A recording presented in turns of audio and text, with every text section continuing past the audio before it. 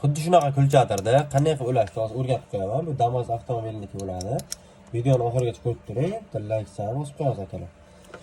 Xo'p. Bir boshdan simlari nima vazifa bajarishini aytib o'taman. Qizil simimiz, qizil birinchi simimiz ko'tarish yoki tushirish bo'linadi. Tushirish bo'ladi bu simimiz.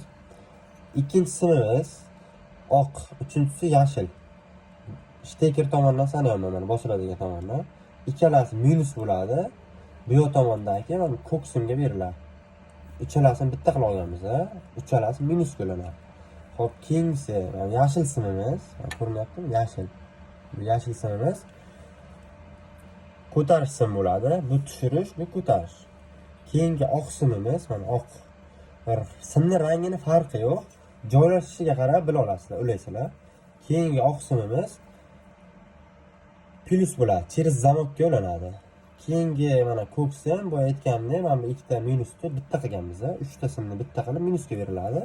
Undan keyingi eng oxirgi qizil simimiz через zamok bo'ladi bu ham. Buni bunday arasidan o'tkazib, mana oq simga permitga qilganmiz. Ko'pala kabel ko'payib ketmasligi uchun, xullas alohida bo'lgan. Minus, plus, tushirish, ko'tarish sim bo'ladi akalar.